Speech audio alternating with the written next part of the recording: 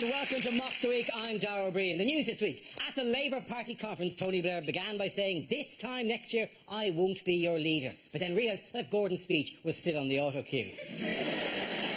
Even before Blair's speech ended, most Labour MPs were out of their seats, which is good practice for the next election. Blair's farewell speech gives him 9 months to prepare for life after number 10, and Sherry Blair 9 months to cram as much Downing Street cutlery into a suitcase as she possibly can. Blair's speech was 20 minutes longer than Gordon Brown's, but longer isn't necessarily better, as John Prescott tried to convince his secretary. Reports circulated this week that Osama bin Laden may actually be dead. He was supposed to have died due to lack of treatment and the primitive conditions he was living under in a corridor of an NHS hospital somewhere in the West Midlands. Following reports of bin Laden's death, Al-Qaeda have requested no flowers, but had asked instead for donations to pay for an air ambulance to be crashed into the nearest American army base. In a statement to Al Jazeera, a distraught Al-Qaeda lieutenant said, "That's terrible news. First Steve Irwin, and now this."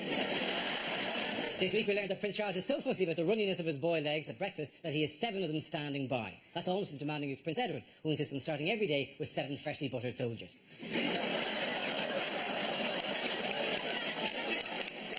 Joining me tonight are 6 of the country's top comedy performers: Andy Parsons, John Coleshaw, Russell Howard, and Frankie Ball, Hugh Dennis and Mark Watson. Welcome to you all.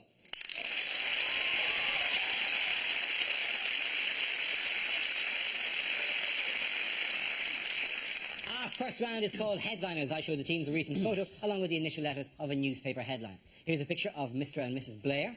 So what does CTAL stand for? Is it Cherie's Trap a Liability? Is it Clinton threesome? Oh, lovely.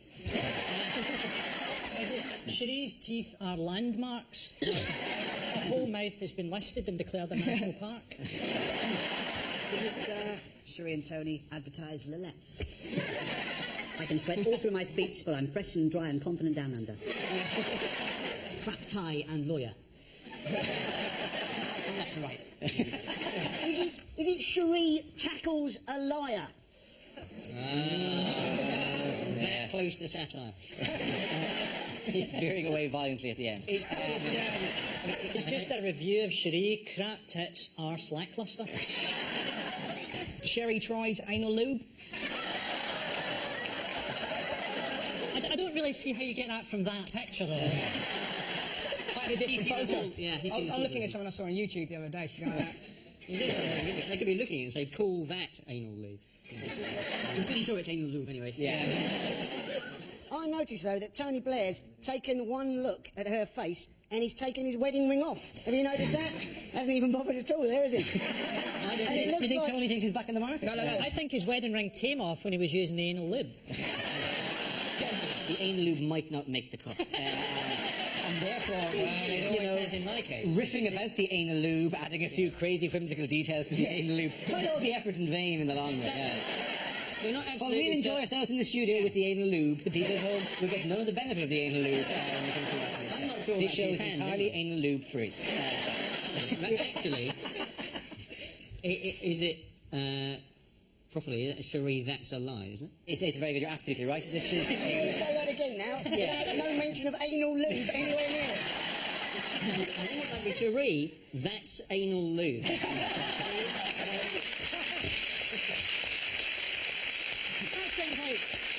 That sounds like how you'd advertise it as a product, sort of like, I can't believe it's not butter. I can't believe it's not butter, but that is anal lube.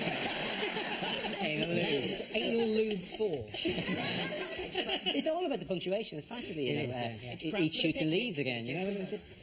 The answer I was looking for was Cherie, that's anal lube.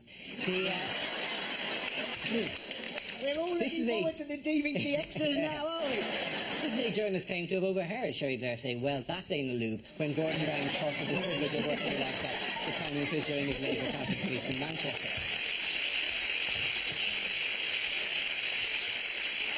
I've got this wonderful mental image of the producer upstairs doing his absolute nuts. Hopefully he's using anal lube. You can do it properly. That'd be great. Then we can edit it together in some presentable way. Yes? Of course I can do the answer again, please. I presume that's what you need. We want to explain at this point that Dara has an invisible friend. Yeah.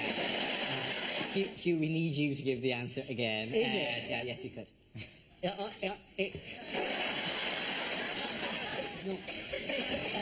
is that? Is it? That's putting in some anal lube. No, you don't do it Is like it that. You- Cherie? I think it's probably Cherie, that's a lie. No, the answer I was looking for was...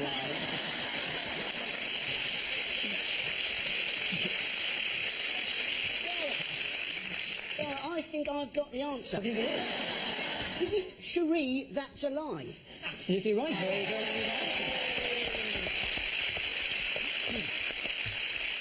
The answer I was looking for was Sherry, that's a lie. This is a journalist claim to have overheard Sherry Blair saying, well, that's a lie, when Gordon Brown talked of the privilege of working alongside the Prime Minister during his Labour conference speech in Manchester. Number 10 have denied the allegations, but the journalist Carolyn Lotter stood by her story. Who do we believe? I believe the journalist. Do you? Yeah. Yeah, why would they lie? You're right. It was really a game of one-downmanship between who is the least trusted member of society at any given time. And they're just below paedophiles. That was an amazing speech there. Gordon Brown's speech was an amazing speech. 'Cause No, he it sounded wasn't. he sounded like he was like you would when you're drunk. He kind of went on. He kind of said, you know, it has been a privilege to serve under Tony Blair. And I love him. I love him. I've always loved him. I tried watching it for 10 minutes and then switched over because Animals Do the Funniest Things was on. You want to be the leader? That's a squirrel on a jet ski. Click. You ever use anal lube? We've had 10 years of watching Gordon Brown, and he is still a miserable bastard, isn't he? He's the sort of bloke who never cracks a smile, but if anybody said to him tight fiscal policy, you'd think he'd get a little semi-on. But it's that thing with politicians can't jokes, isn't it? So Blair's big joke from his speech was, well, I don't need to worry about Cherie running away with the bloke next door. And they just loved They that. loved it, yeah, clear guy. It took a while for it to sink in with me that he meant Gordon Brown. I thought he just meant because she's a minger. Do you think the fact that Tony was going, oh, he's happy that she's not going to get off with his next-door neighbour, explains why John Prescott has never been made Chancellor of the Exchequer? Or David Blunkett, for that matter? Or any of the more famously sexually attractive members of the Labour Party. Did you see the cards they had up during Blair's things? They've obviously just given out cards to people during the speech and they're all saying, we love you, Tony. Best bit. It was exactly like Gladiators. John Fasher, a couple of big sponge fingers. Awooga! The actual words of the final words of his speech. I can't sell it the way he sold it. Go for it, But, stand up and read it. next year I won't be making this speech, but in the years to come, wherever I am, whatever I do, I'm with you, wishing you well, wanting you to win. It's almost as if he wanted the crowd to rise up and go, no, E.T., don't leave. No, the peace was in your heart all along. You had the superpower, not me. And then a bright light, and then he... The thing is, he's worried about his legacy, and his legacy is secure. He'll be remembered forever as a mass murdering bastard. In 100 years' time, he'll be an Iraqi fairy tale that mothers use to frighten their children. Guys are so big for the political... Gordon Brown and Tony Blair have got themselves into this cycle of, you know, arguing, falling out really, really badly, then making up, then arguing and making up. And you just have to assume that the sex must be great. That's what they were doing. It is, with the help of anal lube. I wonder if that is the problem, though, is it the fact that they live next door to each other? And Tony Blair famously said, didn't he, that he has sex 5 times a night. I mean, that must get on Gordon Brown's tits, doesn't it? At 11 o'clock at night, he's banging on the wall to number 10, and Tony's going, only 4 more times? Do you think he's times just... with 3 and twice with Gordon? Or maybe Gordon's just going to really raise the tax on anal lube. Compared to his shenanigans. There's been no, reaction about what Gordon Brown feels about, all of this, has there? Nobody's really talked about what he thinks about all this and that sort of dislocating jaw way. He's a detachable jaw, that if he needs to, eat like a small woodland animal, that he can actually remove the jaw and then swallow a vole entirely. If he did Footage, quality like a Prime cartoon, Minister. where you'll see like a dog just going down his neck, just passing all the way down the street. But if he did that, you'd watch it. It'd just be amazing. Kind of, here's a few policies, watch this. A vole. Stokes. What was unusual about Blair and Brown's speeches? Was it the fact that they gave Blair 9.5-minute ovation? But what do you do? What do you do when you're being clapped for 9.5 minutes? And you can go like that for... Get a cardboard cutout, stick it there, come back 7 minutes later. You know he would have gone back into, I don't know if they've got a dressing room. I like the idea that Gordon Brown's just sat there and he goes, my name is Tony. Still got it. Oh my God. But it might have been fear, because Hitler used to do it, didn't he? Everyone would give him an ovation and the first person to stop got shot. So, wow, that worked. Yeah, Sherry was actually there to the side just... There has to be a point about 6-7 minutes in where you're kind of going, right, actually, now they're taking the piss. They're actually now they're taking the mickey. They don't really believe this. How good would it have been if he'd gone down into the audience and started a conga? what a way to leave office. I would have respected it. The highlight of the political week came around Points West. I live in Bristol, and there was a bloke on, I don't know his name, was fantastic, talking about Gordon Brown. He went, yeah, right, early on he said he liked the Arctic Monkeys, then turns around he says he likes Coldplay. If he's going to lie about that, what else will he lie about? It's just wonderful. That's the idea. Who are you going to vote for? Cameron? He likes the Kaiser Chiefs? My guy. What does Gordon Brown want to raise to 18? Oh, the school leaving age. It's school leaving age, yes. Paying kids to stay in school recently, weren't they? Giving cash bonuses to kids. As kids go, I'll put you in detention. Well, that's time and a half. On the subject of education, how have mothers in Rotherham been causing a headache for a local school education authority? They have been shoving hamburgers through the bars to feed their kids because the food they're getting is too healthy. Yeah. And the brilliant thing is they're actually feeding them through the bars of this cemetery. Yes. The actual quote given by the women of Rotherham as to why they object to this is because they think their kids are being forced to eat overpriced, low-fat rubbish. And are they having to pass the food through the railings because the kids are too fat to fit through the railings? They actually had the pictures they showed of the women were happy to be photographed doing this. They thought this was like a human rights issue of some description. So the photographs but the children, to protect their privacy, were digitised in all the photographs. Just 3 big fat pixels for their faces, and stuffing a burger into their mouth. I know a woman who breastfed one of her children until he was 5, and she used to turn up when he was in primary 1 and put her breast through the railings of his legs. Thank you. I was there every day at 12 o'clock. Was it the whole breast, or being Scotland, was it just a very, very cold nipple? It must have started off, that little story, when one kid must have come home and just, you're right, they're giving me cucumber. What? They must have got to rang up the other, have you heard this? Avocado. Fuck me, shitless. Let's make some burgers and show them what's what. They don't make the burgers. They take orders during Little Break, or whatever you call it here. Chip shop. Yeah, Oh, and then really? they take money and a list to a chip shop called Chubby's. And they bring the food back, walk to the graveyard where the hands are reaching out. That's some sort of hideous kind of prison situation where they're grasping for the food and they go out and they fling the burgers in. The kids tear violently at each other, trying to get at the food, tearing scraps off each other to go. There was a quote. I have made that picture more evocative. Yeah. Incidentally, I don't think we do call it Little Break, but I'm very pleased to know that In Ireland, we call it Little Break. At some stage, there was When is Little Big Break? Big Break was after Little Break. we would call lunchtime. Yeah. And everyone plays snooker. Yeah. We stare at your stories with school dinners in a kind of, like, what? You got fed, we had to bring lunch in, like, you know, they think that's normal. In Scotland, do they have? Yeah, packed lunch. Packed lunch, yeah, that's the way you do it. Whereas in England, seemingly, uniquely for the world, you have giant vats of fat, and you just dump carbohydrates into the fat, and you know, God, eat this. This will perk you up for the afternoon. Annoyingly as well, like, you know, when you're a kid, your mind slightly warped. If your parents are split up, you got free school dinners as well. I used to look at my tuna mayonnaise sandwiches going, why can't she have an affair? Like, you know, the same way you really wanted a broken arm because you got loads of action from, not action, but attention from them. Especially if it's that arm as well, you know, you kind of, you know, money's enough. Do you know what you'd need in that situation? What's that? You need anal lube.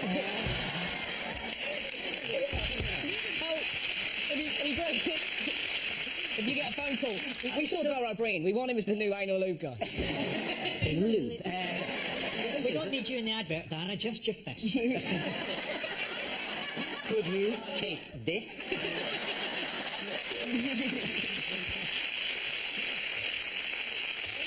No, stop. There's loads of these. Think once, think twice, think... Anyway, You can't touch this, but with anal lube... I'm looking looking forward to that being the trailer before Mitchell and Webb. You take this. Watch Mock the Week in half an hour. In the 70s, it was a thing that Margaret Thatcher was criticised for. The thing she was hated for was taking away school milk. Yes. And this apparently was a terrible crime. But it was disgusting. Why did anybody worry about school milk? It was hot. Because in It was Scotland, hideous. that was all It that was kept the yogurt. kids alive. Do you know the standard school lunch that you got from the chip shop in Scotland was? It was a packet of chips with a free potato fritter. So basically, a packet of chips with a really big chip. Which is a really good chip shop in Edinburgh, which has a DJ in it at the weekend. It's fantastic. You got to feel sorry for him, though. You Yeah, know what I mean? it's not how he wanted his DJ career to work out. You got to presume he had dreams of the Hacienda or he's in a chip shop going, there you go, how are you? No, bag of chips, good for you. Back to the fritter posse. Lasagna, Some mate, fat so... beats for the fat bar. It's well known that Sherry Blair doesn't like sitting in the conference hall watching the speeches, especially not when there's free t-shirts and keyrings available in the foyers. These are the jokes about the stuff we were talking about 25 minutes ago.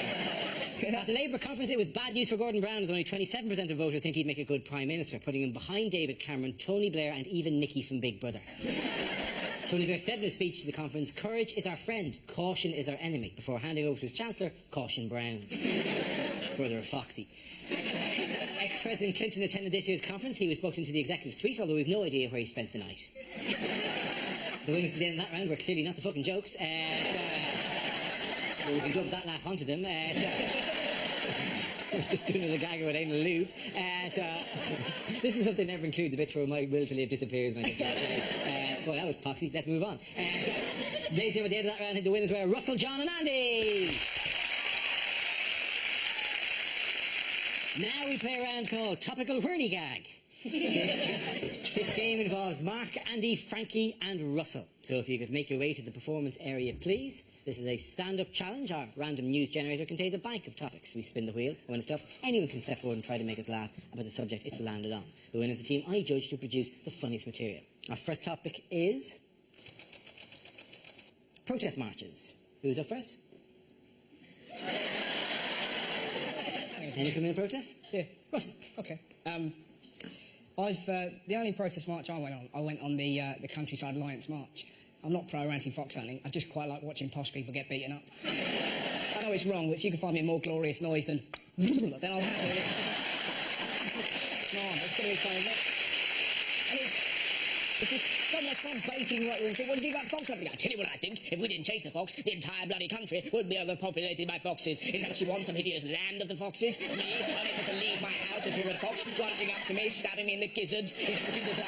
Looking across my lawn to see fox upon fox, prowling along my paddock, flicking the V's at me, walking hand in hand with asylum seekers. Is that what you want? Very good, Russell. Well done, Russell. Howard. Okay, let's spin the wheel again. The subject is the Middle East. You know when everything kicked off in Lebanon, all the Scandinavian countries evacuated all their people the minute anything happened. Do you know where they put them? Syria. What was that called? Operation Out of the Frying Pan. And then we had bombs coming through Prestwick Airport to be dropped on civilians over there. I mean, it's really grim, but I suppose our only hope is that Prestwick Airport will have done their usual, got it all mixed up with our luggage. Lebanon will have got bombed with stuff Scottish folk are trying to bring back from their holidays. You'll switch on the news to see a children's school getting levelled by 40,000 packets of Benson and Hedges. Well done, Frankie boy. Very good. Okay, Mark and Andy are left. The next topic is mugging. Mark. Yeah, I got mugged by like a kid, like 13, 14-year-old kid. In a way, it's nice to see, you know, young talent coming through. Horrible feeling. This kid came up to me and said, "Oi, give me all your money, give me all your money," over and over again. And I was panicking, thinking, I've never been mugged. What do I do? And in a way, it was obvious what to do. He was going, "Give me all your money." He talked me through the process quite well. It was quite a user-friendly mugging in some ways. There was a questionnaire afterwards, how can I improve this? It was a horrible feeling, and I was in my pocket. All I had was a fiver, one fiver. I gave it to him, and this kid went, "Nah, it's not enough, mate." I know, not enough. Well, we have an awkward moment, really. I felt like saying, "Well, I'm sorry if you feel I ripped you off in some way." Well done, Mark. Back down.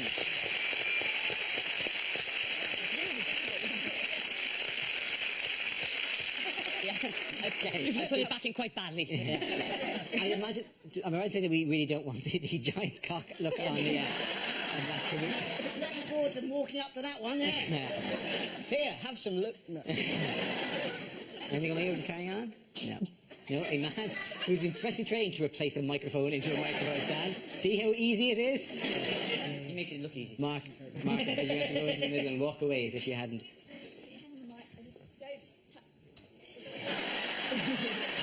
Don't touch it, you idiot. Okay, this should go okay. Okay. Perhaps next week we could get a clip that doesn't have a spring on it like a nun's pussy.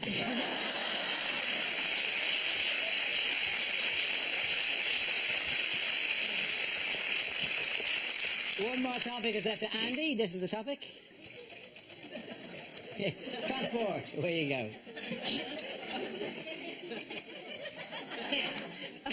We have had bus lanes, we have had cycle lanes, we have a new initiative, combined bus and cycle lanes. What a crap idea that is. If there are two things that should never go together, it'd be like having a path in the jungle for walkers and lions. You may also have seen that on our public transport system we now have an advertising campaign. Please ask, is this your bag, to stop unattended packages? Now, quite who you're supposed to ask, is this your bag too, if the package is genuinely unattended.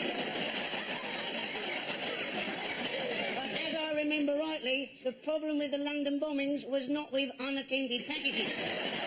The problem was very much with packages which were fricking attended. You'll hardly like to go up to somebody wearing a rucksack and go, is this your bag? Well done, Andy Parson. At the end of that round, I think the winners were Andy and Russell. Everybody come back.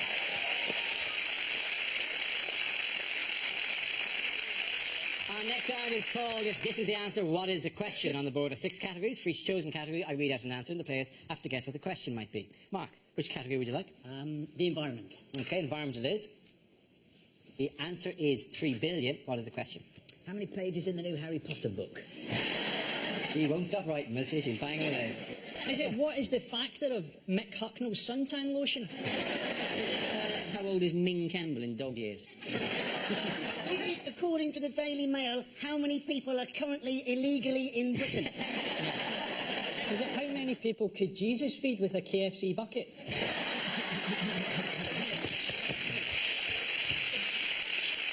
Is it how many people are having sex right now? Is it, It's assuming that they're having sex while watching this show. If they have, then they've gone, you know, anal lube, there's an idea. Glad they mentioned that earlier on. How much sperm constitutes a mouthful? Well, that's too far. There's a line in the sand, right? That should be your catchphrase in the anal lube ads. Oh no, that's too far.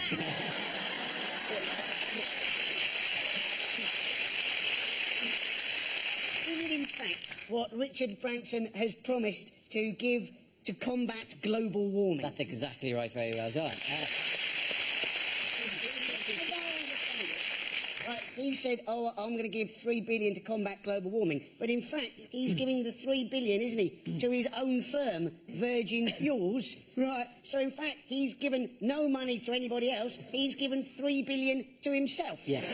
There's going to be a large cheque handing over where he hands a giant cardboard cheque to himself. And he goes, well, I'm delighted to be involved. On behalf of everyone in Virgin Fuels, we'd like to thank you for this. No problem at all. Take it as much as you want. Oh, you're too kind. You're a lovely guy. Love the beer. No, you as well. I love your beer as well. But isn't it, that sounds a little bit suspicious anyway, doesn't it? Because that's sort of what they did to Joan of Arc. She was essentially Virgin fuel. He's investing in wind farms and stuff, isn't he? He's got wind farms? I've absolutely no idea. I think more it was bioethanol fuels I was going for, because wind farms are notoriously difficult to operate an airplane with. It's just difficult to get the lift. When you say that, I'm always worried about wind farms. That if you have enough of them, if you have thousands of these propellers everywhere, what's to stop the whole country taking off? It's just... Apparently, people in Britain, right, are scared of wind farms, those big wind turbines. People don't like them, but people actually really like windmills. So I think maybe to get over people not liking the wind turbines, what they need to do is paint a little door on the wind turbine, little window above it, have a little man that walks out occasionally missing the rotating blades. I think what they should do is they should incorporate the wind turbines into giant crazy golf courses. People wouldn't mind the wind turbine as much if it was dwarfed by a 400-foot clown's head. So if it's a wind turbine on an actual golf course, like where the Ryder Cup was being played, and Tiger tees off and poof, it gets caught by the tree and sent 400 miles in the other direction. Oh, that's tough luck there, Tiger. It's unlucky he's going to have to play that one from Spain. I sympathise with Brown said, because you do feel with the environment. What am I meant to do? Like, someone came up to me in the street and said, in the time you've been standing there, 2,000 acres of rainforest have been destroyed. And I went, OK, I won't stand here. Problem solved. Branson's created this, as well as all his aircraft, he's got this new thing, isn't he? Virgin Galactic. Now, that sounds like a crap idea, isn't it? I mean, exactly what's going to happen when that service isn't working. It's not so easy to have, you know, the sort of London to the moon bus replacement service. You've also got to presume there's a fair amount of fuel burning in order to get galactic. It doesn't strike me something you could do with a large rubber band and a walk back. You couldn't twang it into it. Did you enjoy that? You know what, though, Dara? If that fuel is going to put Richard Branson on the moon, that's a price worth paying. Let's try and get him into the sun. We may not need to worry about it anyway, because the sun's cooling down, isn't it? You're absolutely right, yes. The sun's cooling down. How cool can a giant ball of fire really get? But this is the state our environment has got to, where we actually get to say the sentence, good news, the sun's dying. Phew, that's bailed us out. It's about 100 million years away, so it's all right. Is that how long it'll be before you can actually pick it up with an oven glove? How long is it before we get flooded? Well, that's soon, unfortunately, yeah. But on the plus side, Norwich is supposed to be underwater within 20 years, and the locals are delighted because after centuries of inbreeding, they finally get to use their webbed feet and hands.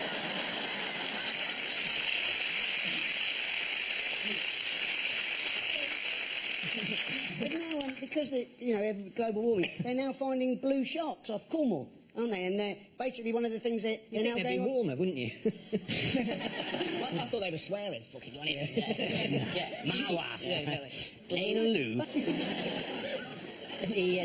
There have been 10,000 exotic animals sighted in the last 6 years in the UK. It's because zoos are getting a bit better. It's actually no, because zoos are getting a little bit more lax. Animals are escaping from zoos as well. That GNU said he'd be back by 6. Oh, fooled again! Is it because you've got mother gnu's trying to push food through the bars because they're not happy with the food that the zoo is feeding them? 10 crocodiles have been sighted in the UK in the last 6 years. 7 wolves, 4 eagles, 3 pandas have been spotted in the UK. 3 separate pandas. There's only 5 in the world. I know, yeah. Well, they're having a huge party here. 2 scorpions and 1 penguin. One lonely penguin wandering around. And certainly, the pandas are going to be a drunk person who's seen a Frisian cow. But it's the myth, isn't it, that you fly an airplane over them and they all lean back and forth. That's penguins now rather than pandas. What we talking Is that a about? myth? We're talking about It penguins. doesn't work. It doesn't I've never work. heard it at all. Have you not, honestly? Tiara, Why don't I say it to you as if it's true and then he can scotch? Yeah, Apparently if you fly over penguins, they used to do this in the Falklands. They'll watch the plane and then they'll fall back over as the plane goes overhead. I've heard a different urban myth about that, which was that they did that when they got an erection. Really? Yeah, and because he just pivoted them up and then and the little hands, but there's nothing to do. You can't change the centre of gravity of a penguin very easily, I think.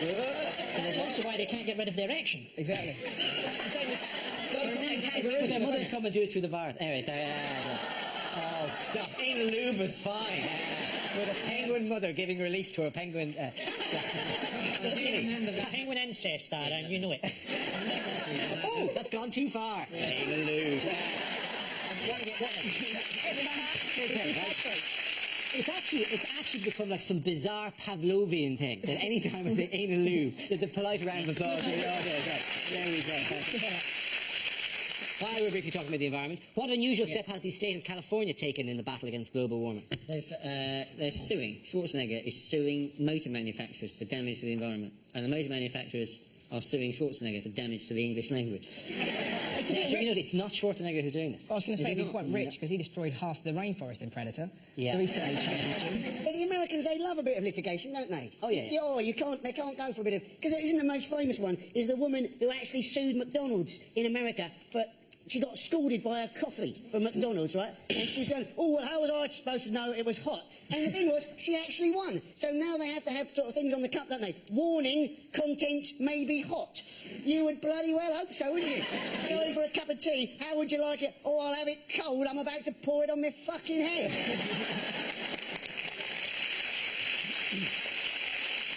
Just to put this entirely in context, the woman in question, do you know where she had the cup of coffee when it spilled? No. It was between her legs as she drove out of the drive-through McDonald's. She popped it between her legs, accelerated it away, oh, lid off, splashy splash. And then she sued for that. If she'd been using anal lube, No, only I get the round of applause. I'm not even going to say it now. I'll keep it as a treat for later. That's another slogan for the campaign. Frankly, the worst thing is, if we don't get the anal lube stuff in, and that's not a but we don't have a show, do we? Oh my God, if we don't have anal lube, we don't have a show. It's going to be like the Werther's original for the new century. Me with my grandson on my lap. I was about your age when It's like Friends, isn't it? They have them like, you know, they call them the sunbed episode or whatever. This is going to be the anal lube episode. The one with the lube. Yeah. The question I was looking for is how much has Richard Branson committed to fighting global warming over the next 10 years? This is the news that after talking to Al Gore, the Virgin tycoon has promised to give all the profits from his airline and train company to combat global warming. It will amount to $3 billion or £1.6 billion. But isn't that ridiculous, given that his companies are the ones who are causing a lot of the global warming? That would be like Noel Edmonds pledging £3 million to combat shit telly.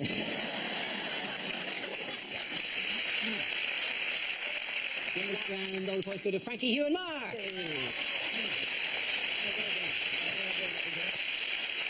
Now we come to our final quickfire round called Scenes We'd Like to See. This is for everyone, so if you could make your way to the performance area, please. I call it ideas for scenarios we'd love to see, and the performers come in with their suggestions. Here we go. The first subject is ill-advised things to say in court. fuck off, Your Honour. There is a precedent for this. I refer Your Honour to episode 10 of LA Law. How could she have seen my face? I was wearing a balaclava! So, to summarise, there's no evidence, but he does look a bit rapey. Your Honour, that wig looks really gay. The case for the prosecution is based on one compelling piece of evidence. The defendant is black. If stabbing a man makes me guilty, I'm guilty. I would like to present my own defence through the medium of dance.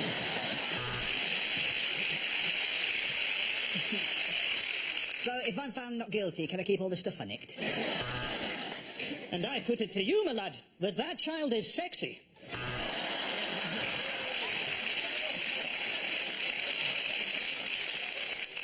Oh, I could murder an Indian. Meal. I don't know how fast I was going. I was texting. My first witness, Mr. Stevie Wonder. Oi, Wiggy! I've done your door! I was performing the Heimlich manoeuvre and it sort of turned into the wheelbarrow position. Will this take long? We're meeting a boat from Colombia at 9. There must be a perfectly simple explanation. I must have a long-lost twin who has identical sperm. And let me say this. Sentencing you will give me an overwhelming wave of sexual pleasure. Send him down. The next topic is things a sports commentator would never say. Like a lot of people watching this Olympics, I'm wondering why black people don't just take over the earth. So, somebody's prancing around with a ribbon. I cannot believe you can get an Olympic gold. Somebody shoot me in the fucking head. There's the bell, and the schoolgirls I've been spying on go back to their classroom. Hang on, balls is shit. I can't be the only person to wonder what it would be like to shag this gymnast. It's a fair point, though. They do want to know, does she take out the arse? So, with 3 furlongs to go in this Grand National, let's leave the leaders and go and watch the fallers being shot. That is oh, we've got a streaker. Mind you, he has got quite a cock on him. Oh, forehand, backhand, forehand. Don't you just love it when they grunt? Just reading through the names of this Chinese team is making me feel hungry. Ooh, I fucked him. And for those of you who missed them, here are next week's Italian football results. This woman isn't just a world-class curler, she's also a model. That's another darts player up to the hockey. What a fat fucker this one is. And not a gold medal, but a lead bullet for another Brazilian stepping off the track at the London Olympics. That's it, ladies and gentlemen.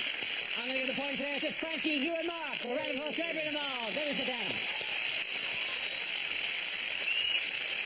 That's the end of the show, ladies and gentlemen. This week's winners are Frankie Boyle, Hugh Dennis and Mark Watson. Commiserations to Andy Parsons, John Coleshaw and Russell Howard. Thank you for watching. Good night.